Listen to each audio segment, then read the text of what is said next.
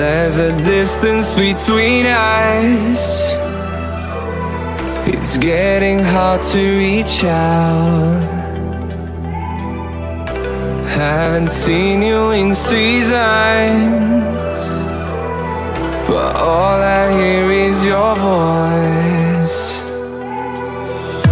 I know my limits, you can break me down, but I'll stay till the finish line. And I've been counting minutes for quite some time now, just to see you again. And I've been counting days to get away, to see you again, see you again. Been finding ways to get away, to see you again, see you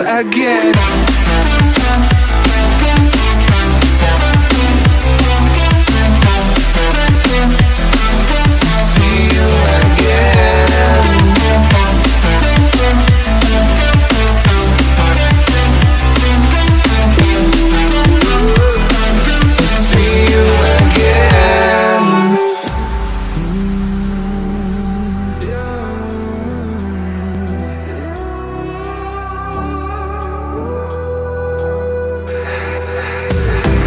We got millions of reasons to let it all go. Hope we're not too broken. I know I'm not always strong, and I've been counting days to get away, to see you again, see you again. Been finding ways to get away, to see you again, see you again.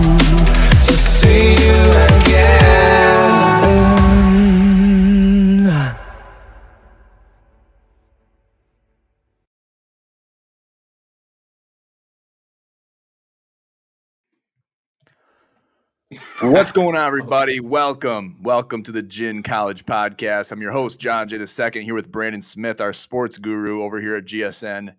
Really happy to have you guys here with us. And he's shaking his head because I don't know why. I think he are you denying the title of sports guru or what?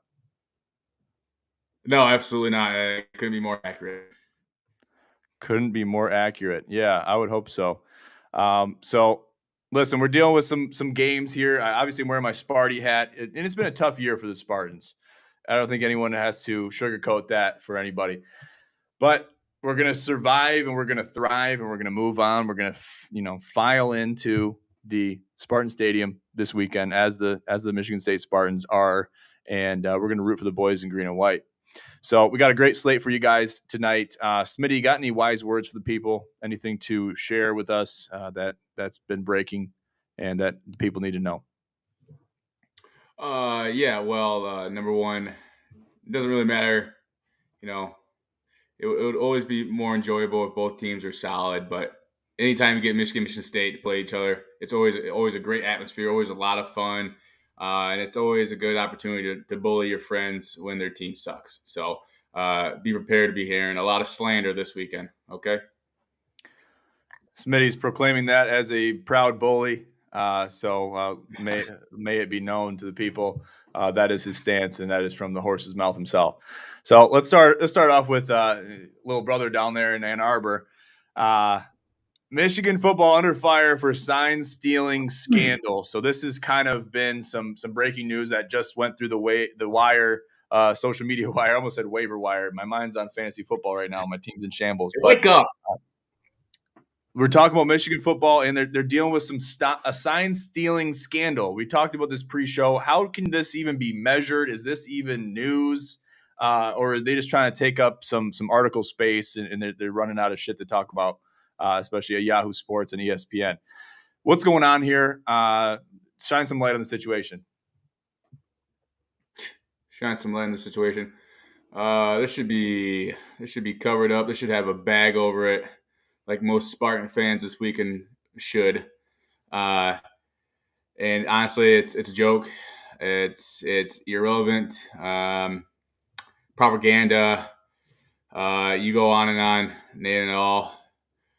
Fraud. Means nothing to me. I'm going to focus on the game this weekend. No one's doing that. Okay, we're a better team than everyone else in the country. We're going to prove it by winning it all this year. So hoorah, we don't need to steal any signs on that bullshit. Someone's just trying to make some noise, trying to cloud the mind, trying to get us in trouble for nothing. So it was a bunch of nonsense. Spoken like a true Walmart Wolverine right there. Listen, Walmart Wolverine, you better watch your mouth. Hey, listen, you listen to me, and you listen well, okay? This whole Michigan sign stealing thing, we talked about it earlier. How can it be measured? How can, there's whistleblowers obviously on both sides. And my stance on it is if you're not able to preserve your sign making system, your method in an in-game situation or even in practice, because you should be, that's basically assuming that Michigan affiliates are going to these practices of supposed college football playoff candidate teams, and they're stealing their signs and signals that they're calling out from the sidelines. They might be putting up a billboard of Squidward, and next thing you know, they're running a reverse and an audible when they got the stacked backfield. So listen, if you have the ability to do that from the Michigan side of things, then more power to you. Then that means your sign making system, your method is flawed. That means it's not good. Because basically, what is a sign making method designed to do? It's designed to basically shield what you're trying to do to the opposition. And if that system has been compromised, then you need a new system, right? I mean, what's going on here? I feel like we're running around in circles with this thing. And it's not a subjective, objective thing. It's pure logic that we're dealing with. I think it's bullshit. I do, and I'm a Michigan State fan. We're going into Paul Bunyan weekend, and I think this is a situation with fake news. I do. Yeah, I absolutely agree. I mean, any way you chop it up, it's malarkey. It's nonsense. It's something I'm not going to worry about. Joe came out, had made his comment, made it, his due diligence on the topic, and as he stated, we're moving on. All right, quite frankly, as a Michigan organization here, as a Michigan fan, we could give a shit less about it, and it's just nonsense. Okay, so got a comment here from Spins, my boy Rusty the DJ. Hey buddy, thank you so much for tuning in, and thank you for the compliment on the hat. Yes, it is a very classy hat. I'm glad you could notice that. Hopefully everybody's noticing that, because it's a quite classy hat. It's got some nice colors on it, green and white. It's a nice hat. The only colors. Thank you, Smitty. Thank you. So yeah, bullshit aside though, it's really one of those situations where it's trying to poke at a team that is doing well. I think that the news networks are going after Michigan, and they're basically trying to throw stones at them and Harbaugh. And Harbaugh is being fully compliant with the entire deal. So whatever they find, if they find anything, I'll be interested to know. But kind of like you said pre-show, Smitty, I wouldn't be too surprised if this fizzles into non-existence here. Yeah. No more than the weekend. The only thing I really have to say about it is I'm just very curious of how some of this even comes up as a topic, even becomes into light, So I hope that whatever comes of it, I just want to know, like, how does it even happen? I mean, who's the one that's making these claims, and they need to be sent to prison, okay? Ship them away, take them away, put them in cuffs, okay? It's nonsense. This is unbelievable. We're a proud university. We took enough hard drive space up talking about this. Let's talk about the first game of the weekend, Clemson versus Miami. Clemson -3. This is a spread amongst many others that has changed and fluctuated. It's basically pinging back and forth between a few numbers here. We've seen 3.5. I think we've even seen 4 at the beginning of the week, but definitely 3.5, and now it's back down to 3. I guess what can attribute to that, and where are we feeling on this game? Obviously, Clemson is hurt. They're wounded. And just as a team, they're wounded. They're not the team that they've always have been and that they've lived up to in years past. So what's the deal with Who's this that? spread? And Clemson, they're just not living up to the hype. Basically, they haven't been doing that. I thought you were talking about Miami. I thought you were talking about that team being potentially a little bit slightly wounded after having a dogfight last game. They're elated. The spread opening they're what? Miami's elated. I mean, they didn't cover against UNC, big deal. But I think they're not going to lose any sleep because of that. They're only firing forward and powering through any adversity that they've already dealt with. So I was pretty surprised when I saw the spread open at 4 as well, especially it being a home game for Miami, going back to the Garden there after losing to Georgia Tech. They haven't been there since. And, it's an 8:00 game. I think the only reason why this was at 4, and as you see, it's dropped a point. Miami's had two tough games, that they've lost. UNC was a battle. Tyler Van Dyke, there was some claims that he was limping around campus or something. I don't know. I don't think that's the main reason. But you have a Clemson team that's coming off a bye week. They're getting back some of their players that have been out from injury. So all in all, I am surprised by the spread being what it was at as 4 and so much the plus money on Miami there. But there is still some speculation and question marks surrounding this Hurricanes team and what they're going to do come Saturday night. But for my professional opinion of Miami, I think they're still a tremendous team. They have what it takes. They have 2 very good running backs. They have Tyler Van Dyke, who knows how to throw the ball. He just needs to not turn the ball over again come this Saturday. And Clemson does have a decent defense, passing defense, I believe. And then on the defensive side of the ball for Miami, and like I said last week, I do believe in their secondary. You got some dogs back there. You got a decent front 7 there. So for me, John, in this game, it really comes down to, can Miami stop the running game of Clemson and force Cade Klubnik to throw the ball? And if that's the case, I believe that having the game that Miami just had last weekend against Drake May and his weapons, I think they're kind of prepared for a game like this against Clemson, where you have Cade Klubnik, who's not really at the level as Drake May. So stop the run and they need to turn over in this game. They need to get some momentum. They need to come out of the gates ready to play and get on the scoreboard and be a stout defense this Saturday and pick up a very much needed win for Miami.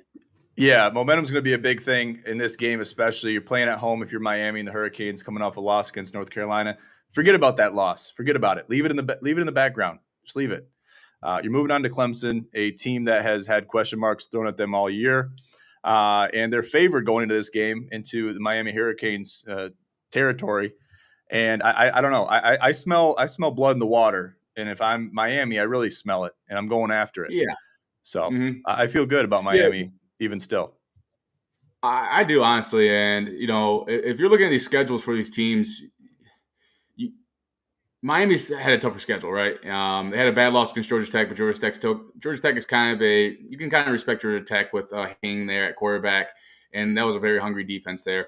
But for Clemson here, they only scored 17 points against Wake Forest, and then Wake Forest scored 12 on them. But all in all, the toughest game of the season for Clemson was Florida State, that they ended up losing. I mean, they did battle, but they ended up losing that game. And so I just, fool me once, shame on me. Fool me twice, shame on you. And I'm going with Miami Hurricanes this weekend to get the win.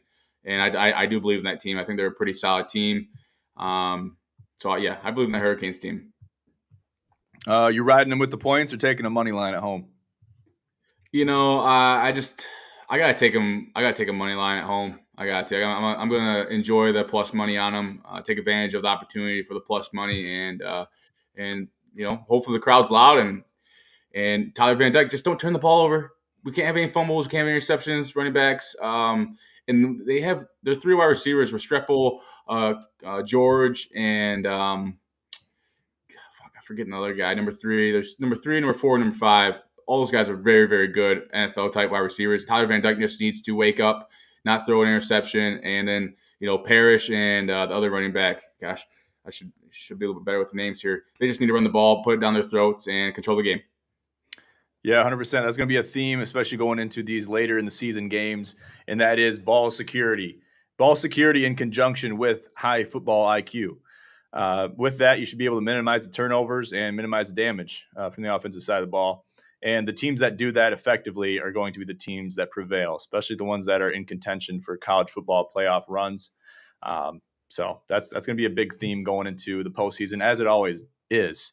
So that's how I'm feeling. I'm going to ride the Canes money line with you, and let's ride them into the sunset. Moving on, let's talk about Penn State versus Ohio State. This is an unchanged spread at 4.5, favoring Ohio State at the Shoe. And Ohio State's getting comfortable playing at the Shoe. They are. They feel good. They're elated.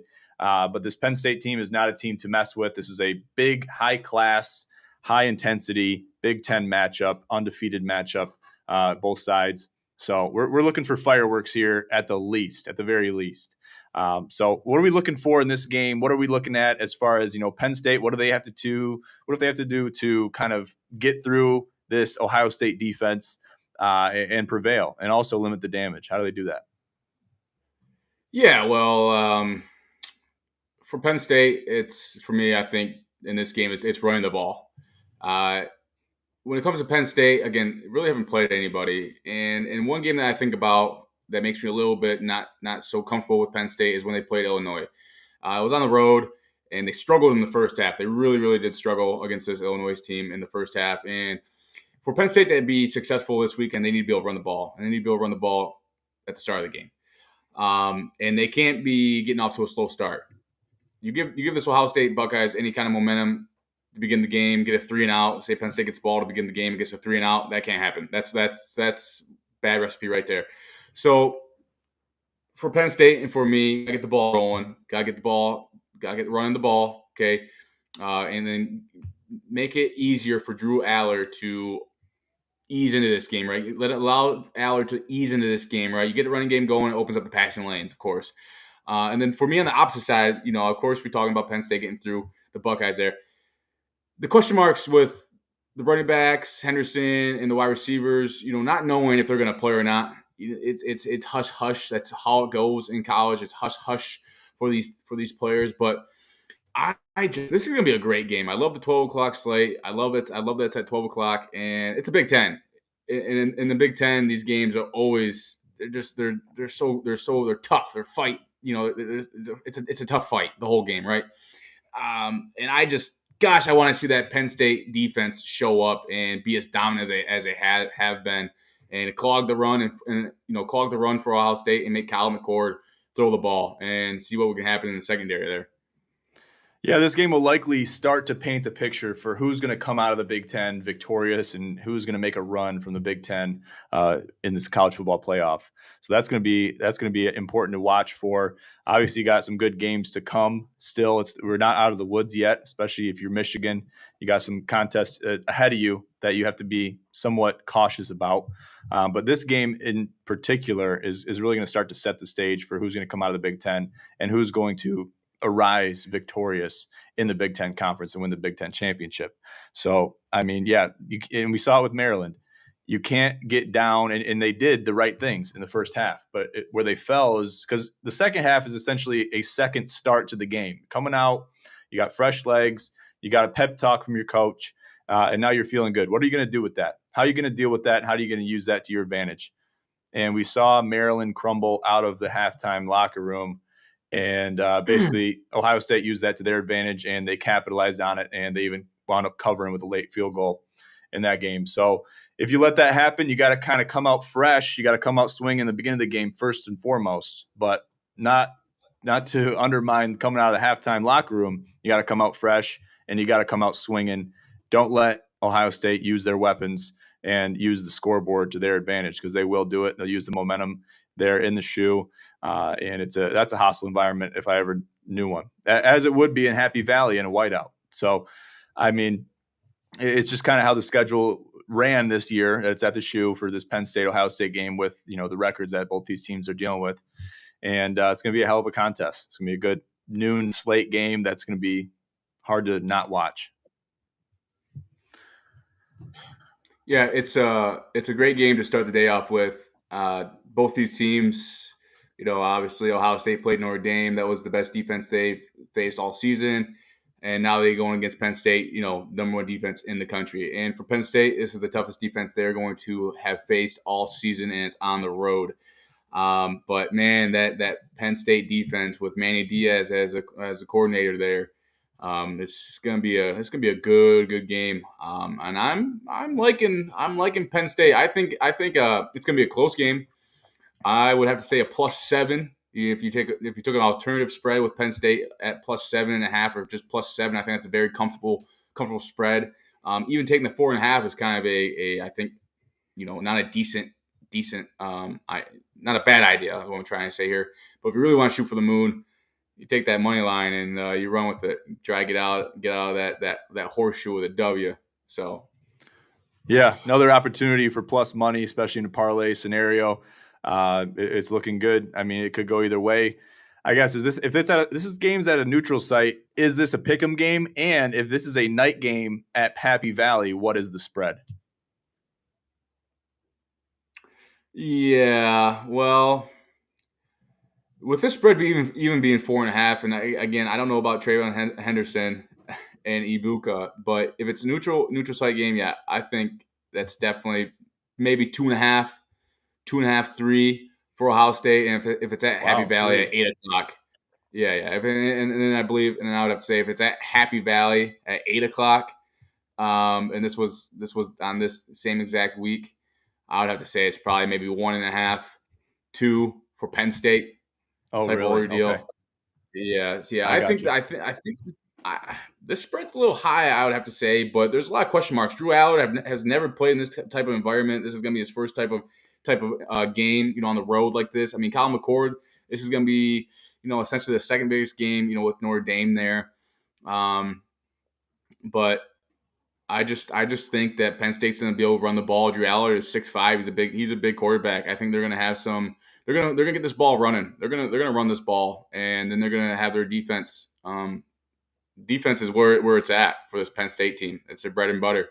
They're gonna get some big stops. They gotta get some big stops and limit the running game for Ohio State. And like you said, in that Maryland game, if Ohio State gets off to a slow start against a very hungry Penn State team, they're gonna be there and they're gonna be ready to play. This is a Big Ten. James Franklin's gonna have this team to go. They're gonna be very excited. And I'm not really too worried about the location. I really do enjoy that it's at noon. But this Penn State team is gonna show up. They're gonna be ready to go on defense. And if Ohio State gets off to a slow start and Penn State can run the ball, I think they can get a nice little lead there. And then again, they're talking to their defense saying, "Hey guys, your game to win." This could be a 10-7 game type of thing. It could be a very low scoring game. Yeah, so what I've been doing lately, and I'm trying to do this going into the postseason especially, and it's hard to do in the beginning of the season, but once we're getting into the meat and potatoes here, it's a little easier to do, is that it is playing the role of the bookie. So if you could flip the script, and that's kind of why I asked you the question of the neutral site and or at Happy Valley, where are we at as the bookie? Put yourself in the shoes of the bookie. Where are you going to be putting this spread? So that's kind of why and that strategy, really looking at that strategy and applying it to different games, different matchups, different locations, different atmospheres, times of day, weather, all that stuff comes into play as well. But when you can kind of play the role of the bookie, that should help you find windows for betting opportunities. And it just amazes me. It never ceases to amaze me how on these bookies can be in certain, games, but also how off they can be in other games. So it's a very complex system, which I'm sure they're dealing with a lot of different people that are making these lines. But at the end of the day, and I talked about this with Cody on a podcast forever ago, is I have a feeling these bookies, at some point, it's one person making the call and they're saying, okay, we're locking it in at 3.5. And then when those spreads are changing, it's like, all right, we're going to have to knock that down half a point. And they got to be in conjunction with the sports books as well and see where the weight is at, because they're trying to redistribute that weight at different odds and different spreads. So just an interesting thing to think about, a little behind the scenes that the average bettor may or may not be thinking about on a week-to-week basis. But some food for thought there. Any comment? No. No comment. No comment. No comment. Fair enough. Let's move on. Tennessee, Alabama. Obviously, this has always been a very historic matchup in the SEC. Alabama -9. It's another unchanged spread. Look for this to change during the day tomorrow, Friday, I would say, or early in the morning, Saturday. But I don't know. I think this is a little high favoring Alabama. Yes, it is at home. It's in Tuscaloosa. Alabama is kind of picking up the pieces a little bit. They're not in shambles, but they're not the Alabama that they have been in years past. So, but neither is this Tennessee team. So, you know what I mean? What are they dealing with? How is this spread 9 points favoring Alabama? What's going on here? And where do you see this game playing out? How do you see it playing out? Yeah, so we got an Alabama team that's improving every week, so that makes them a little scary. And then we're talking about a Tennessee team who is a run-first team with another quarterback who's you got a quarterback in Joe Milton, and it's really tough. You can ask 100 people, and if they know anything about football, I'm going to say at least 75 of them are going to say they don't trust Joe Milton, right? And that's where you're at. You're looking at a Tennessee team who, yes, they're playing pretty well, doing pretty well. They played good against a Texas A&M team at home last weekend. It was kind of a war, but Texas A&M does have a decent defensive front, and when it comes to Tennessee, they like to run the ball. They run the ball. They're like top 5 in rushing yards or something like that, like 200 or something game, I think. And so the script in this game for Tennessee is, can they run the ball? Can they get the run game going? If they can get the run game going, and they can have some tests there like they did last weekend against Texas A&M.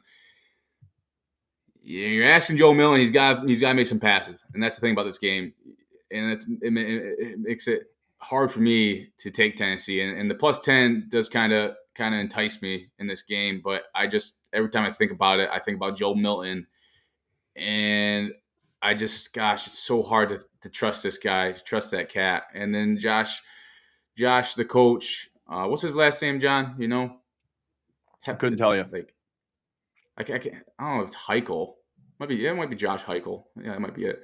But anyways, last weekend he made a couple questionable calls, and you can't be doing that against this Alabama team, especially on the road. The defense is hungry for Tennessee. I do like +10. But you got a lot of question marks, especially in that Joe Milton cat. And this is going to be one of those games that, Alabama offensively needs to be able to protect Jalen Milroe. They've had some questions on the offensive line of protection throughout the season. Tennessee is a pretty hungry defense. So if Tennessee can get the ball running, if they can run the ball like they did against Texas A&M, who is top 10, top 7 in limiting rushing yards. I think it's 87 a game it was. They gave up like 100 and I think over 180 yards rushing last game. I could be wrong, somewhere around there. Tennessee moved the ball on the ground. They were able to. So if Tennessee able to move the ball on the ground, I do like this game to potentially be close because Tennessee's defense is respectable. Yeah, it's going to be a battle no matter what. Obviously, Tennessee wants to win. Alabama wants to win at home. I'm looking forward to the spread changing. And obviously, so you feel safe taking Tennessee +10, but not +9, correct? I would want to take Tennessee at least 10.5, just to get the number, get that number of losing by 10, right? But all in all, if Tennessee can have a respectable game and they can go out there and they can execute against this Alabama team, I do think it's going to be a close game. Yeah, that's the hope too, taking even 10 or 9, because once you get past 10, 15, 15's high, but you're kind of losing touch of a close game. You're losing the opportunity of a close game. You look at this Alabama team, and they just got done. I mean, they won by 4 points last week to Arkansas, right? They battled against other teams. Let's see here real quick. They battled against Texas A&M, won by 6. I mean, they blew out Mississippi State. Hoorah! And then, they won by 14 against Ole Miss, which Ole Miss's defense is kind of trash. So I would have to say I'm pretty comfortable with 10.5 on Tennessee, and it's only taking a little bit of odds away. And you know what? Come Saturday, this spread might move to 10. I don't know what it actually does. I think it might go downward because I think a lot of people are anticipating a close game. Yeah, that could be. That could be. We'll have to wait and see what happens with this spread. It is currently at 9 as it stands, around 10:30 here on the East Yeah. Coast. So Again, we'll look forward to this. people. Yeah. We're talking about a Tennessee team who their main goal on offense is to run the ball, right? So you look at that Texas A&M game, and Texas A&M couldn't move the ball on the ground. Well, they're not as run first as Tennessee is. Okay, this offense is structured around a run game, and that's what makes me comfortable. I can get behind a team that has a respectable defense and has an offense that likes to run the ball because then it opens up the passing lanes. Now Joe Milton, he's not no trash ball, but he is a little questionable. But again, I can get behind an offense that is run first. Yeah, and Alabama has been a historically strong run defense team. So if they can prove that, then maybe the spread will hold true. But if they allow some holes and gaps to at least let them get through that defensive front, that being Tennessee's run game, then they could have their hands full. That being Alabama. We'll look forward to seeing that play out this Saturday. Yeah, Moving on, game. it's going to be a great game. Utah, USC, USC -7. USC has proven to us, finally, and I've been preaching this all year, hasn't panned out until they played Notre Dame last weekend. They are frauds. They are frauds, ladies and gentlemen. I'm calling them out, and I have been for a long time. It hasn't shown on the record sheet, maybe not even on the stats sheet.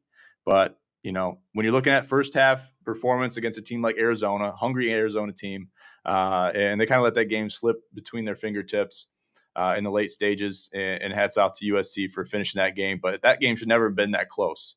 And looking at a Notre Dame team, seeing USC just crumble against Sam Hartman and the Notre Dame offense, letting them just run circles around them.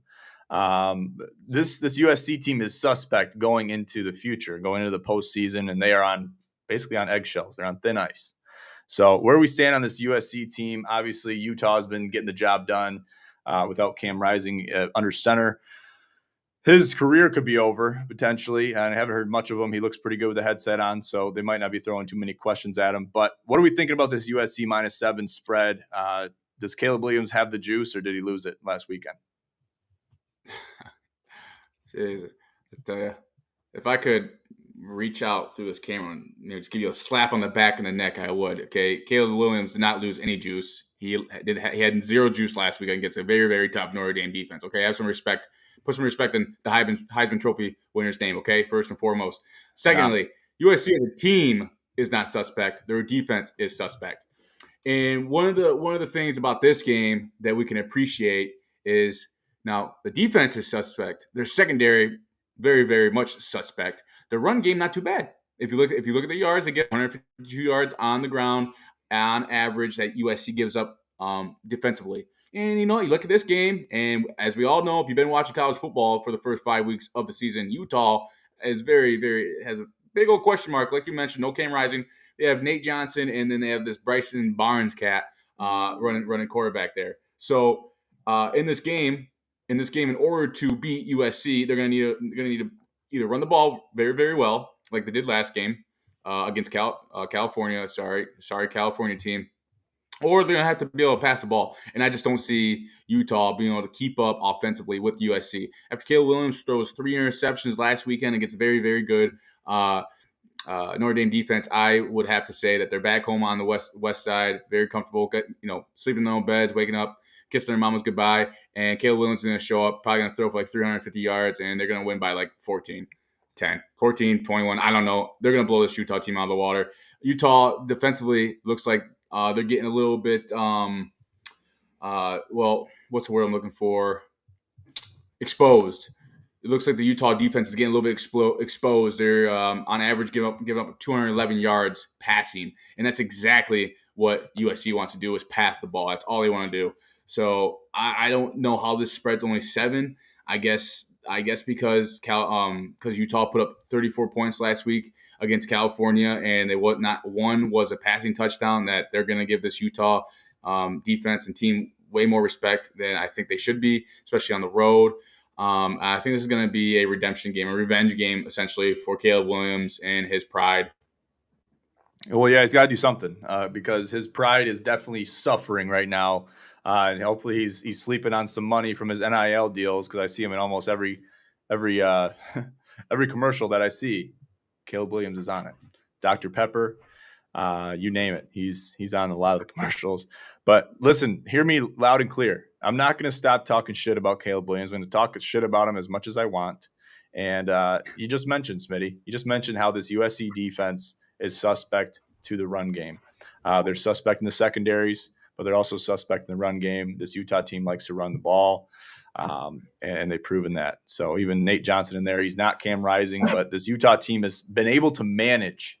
They've been able to manage and somewhat remain as a win now program, not a win later program, which is tough to do losing your quarterback.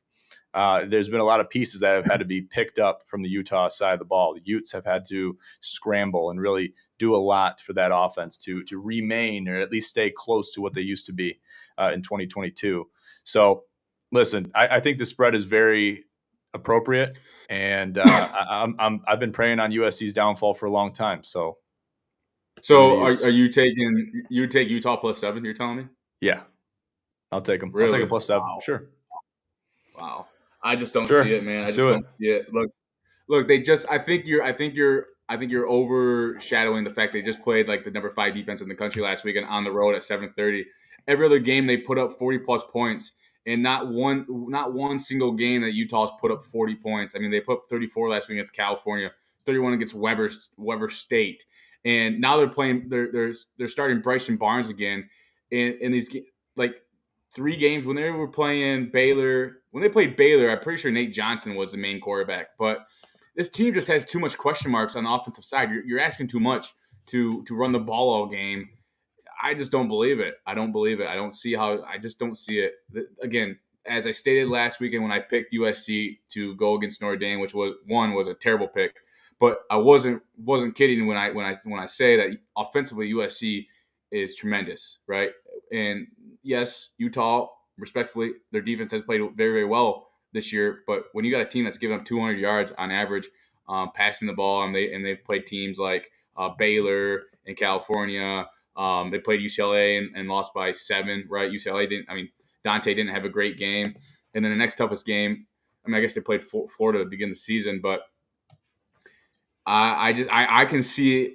Look, DJ Ugalele had 204 yards passing against these guys. And we're talking about Caleb Williams, man. This guy just had the worst game of his career. He's never thrown 3 interceptions in his whole career in college. He's at home now. They're going to have a game plan, okay? They don't give a shit about their defense. They know. The whole country knows that USC defense is suspect. The secondary is suspect. They know themselves. So what do they need to do to win a game? They got to score and score a lot of points. This 7 is going to get shattered. Smitty, I'm worried that you're disregarding the writing on the wall here. Not only that, but you're also disregarding the cardinal rule, which is bet with your head, not with your heart. We preach it every week on this podcast. We talk about it all the time.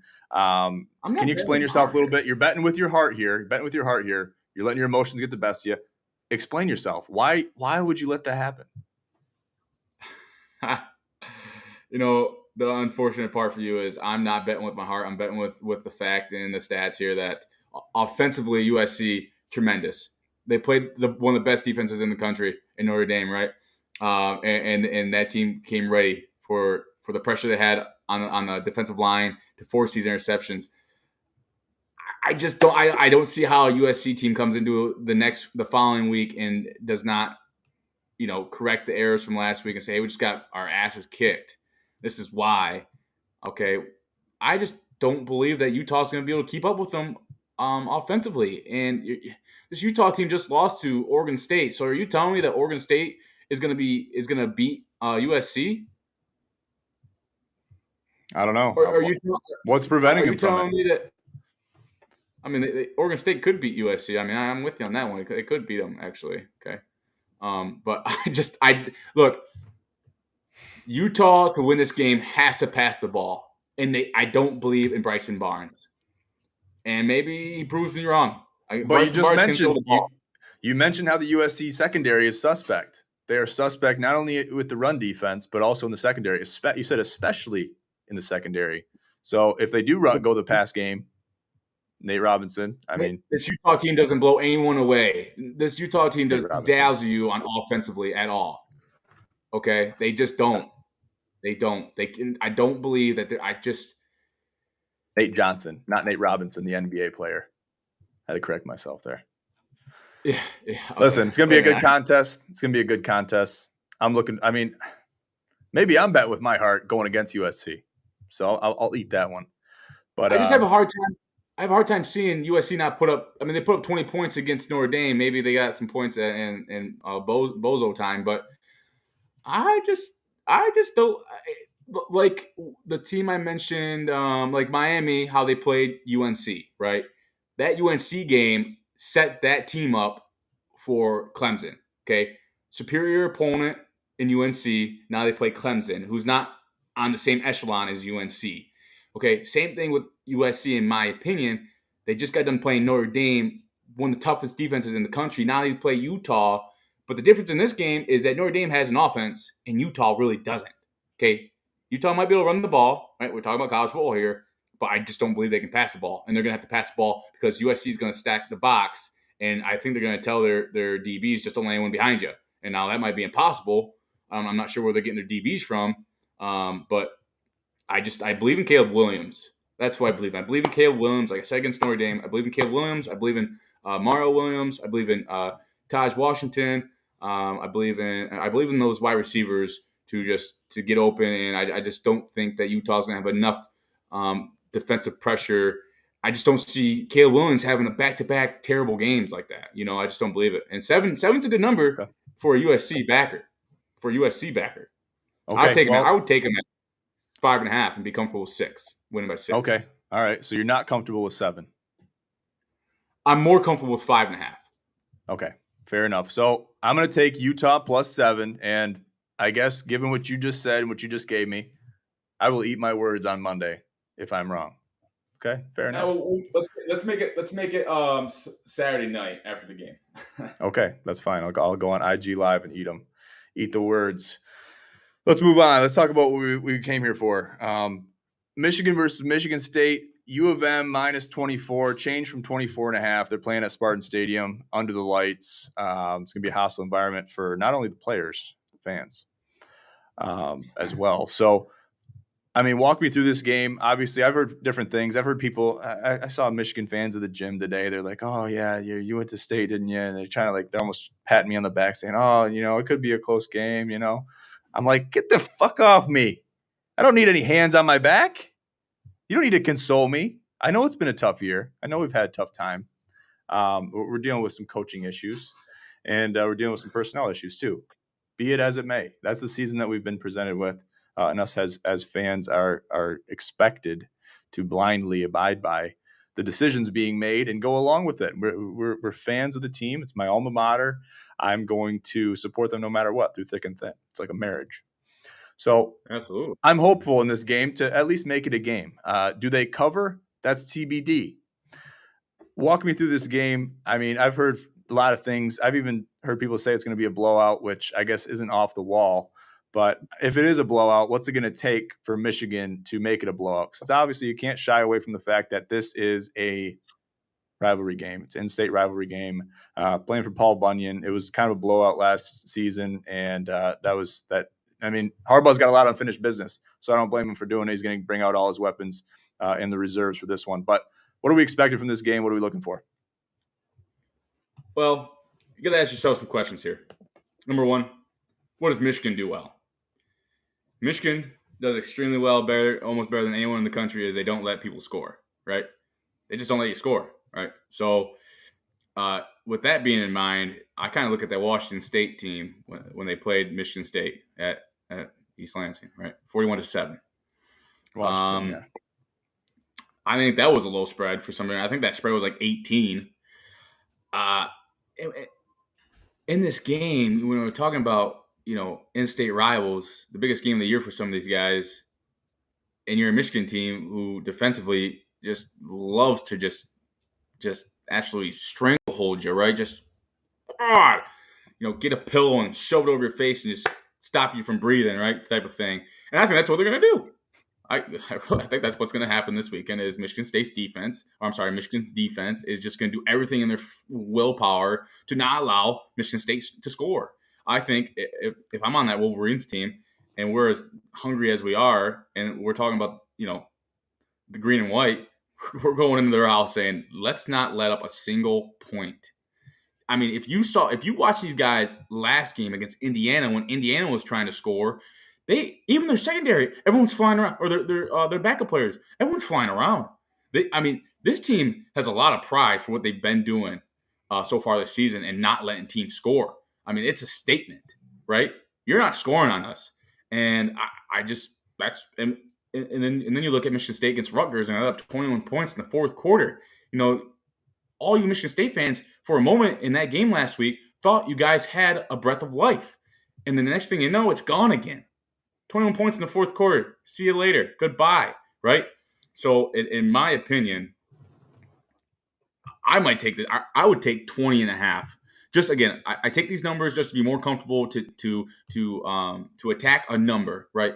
I'm saying 3 touchdowns, 21 plus point game, right? It's 3 off, 3.5 off, or 4 technically from the 24.5 line, right? But it's just a comfortability thing for me. But yeah, I really do think that Michigan's going to do everything they can to not let these guys score and just to dominate them. Yeah, so when you mentioned that the teasing of spreads, which that's an important aspect to look into, because are you basing it off of the Vegas number? So you're taking the Vegas number and you're getting comfortable with a slightly more favorable spread in your favor from the Vegas number. I guess what is hinging you so close to the Vegas number? Because say you had to write your own spread, would you just write 24.5 and then take that at the 20, or take it at the 19.5? Or would you be at a different spread? No, I mean, if I want to be arrogant and ignorant, I'd take Michigan at 27.5, right? We're going to beat this team down, win by 30 plus. But in a standpoint of wanting to be comfortable about a number, always like when I see the Vegas line, I always think to myself, and you have to think this, okay, they know something I don't know. These guys this is their job, setting these numbers up, right? And they're not always correct. But I like to play a point system. Okay, the game goes by sevens, right? You either get a touchdown for 6 points, you kick a field goal, there's 7 points. So I like to go off, them at least getting 21 up and just taking that number at 20.5 and saying to myself, I believe Michigan can at least win by 3 scores. Right, that's all I'm doing. Taking 24.5 and dangling over 4 scores, right, and really kind of squeezing myself to a certain outcome, or a certain point outcome, right? I'm just saying, let me take that 20.5. I'm comfortable with a 3+ score game at least, is what I'm saying there. Okay, well, I do believe. If I was setting the spread, like I told you on Tuesday or Monday when we were recapping and looked ahead, I thought this was going to move up a lot more. I thought this was going to be a lot higher spread, and I guess they're anticipating Michigan State just because of the nature of this game to be something that they haven't been all year. I guess that's what they're thinking. But yeah, I don't know. I guess, yeah. And the reason I asked that, just kind of dive into your method and your madness, essentially. And I guess that was a very adequate explanation, just to get up 3 scores, be safe at that, not be asking or hungry or greedy for any more than that, even if that does amount up to the existing spread in the line as it stands. So that's fair. That's fair enough. And I think that's a good system to go by, because you're going off of the team. Well, how many points do I think the team can beat them by? And then compare that to the spread and be like, okay, well, I'm comfortable at this number. We can split the difference here. Still maximize my odds, teasing the spread as it stands, right, but not getting too hungry. So yeah, I like that. I like that explanation.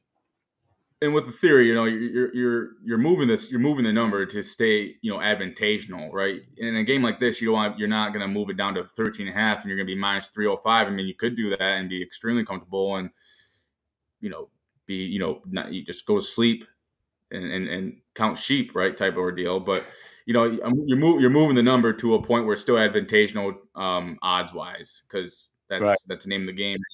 So Yeah, fair enough. Fair enough. Okay, so last question. What is Michigan, if anything? Okay, we haven't seen a whole lot of threatening action from this Michigan State team as of yet. And we're still dealing with some issues. And I'm more than a fan, okay? I'm not just a fan. I'm not just a guy that wears the green and white. I wear it proudly, okay? And then when our programs or institutions don't live up to a certain amount of standards, then that's just a damn shame, because I'm going to be wearing these colors until I die, okay? That's just the nature of the beast.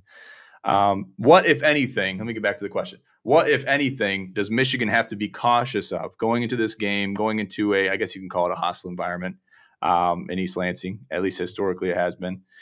What do they have to be cautious of? What do they have to be wary of going into this game to be sure that they're going to win this game and comfortably, not just win by a couple points, but comfortably win? What do they have to do?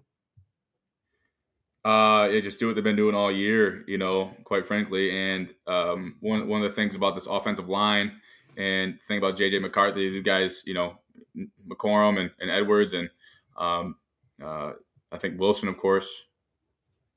Let me take that one back. But anyways, they've been here, they've done that, they've done it all. This is just another weekend. This is another game. You're rolling into East Lansing, not too far away from where you live, and the nature of the game, the nature of the beast, and you just go in there and execute. You just don't do anything you haven't been doing. And I don't see these guys offensively or defensively getting out of their comfort zone or getting stepping in some different shoes because it's Michigan State. I just don't see it happening. I really do. I truly believe this is going to be a blowout, and I think Michigan State. It's another day at work. It's another week to execute, get the job done, get it done profoundly, and moving on to the next team with some actual competition. Well, hey, we're rooting for the boys in green and white, regardless of the current situation. And in this game, I'm going to take an exception to the rule. I'm going to bet with my heart, not with my head. And I'm going to take State to cover the 24.5. And that's a heart bet. It's a heart bet.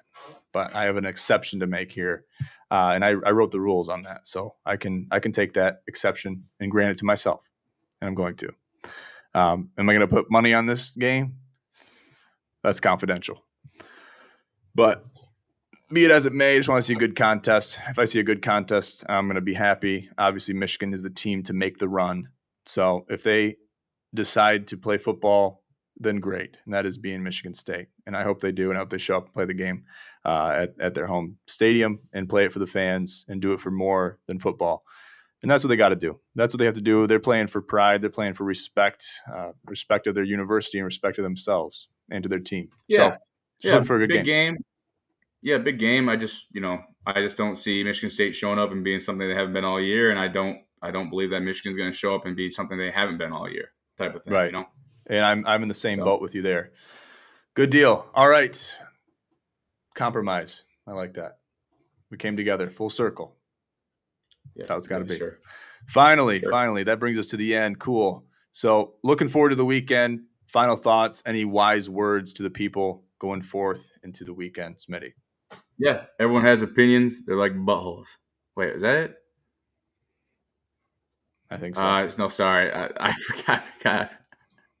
No, hey, enjoy your weekend. We'll have fun. Michigan State, always fun to see these two teams come together. So, yeah, looking forward to a good game, Paul Bunyan game. And, they're playing for more than football this weekend. Going to be a big game for the state of Michigan.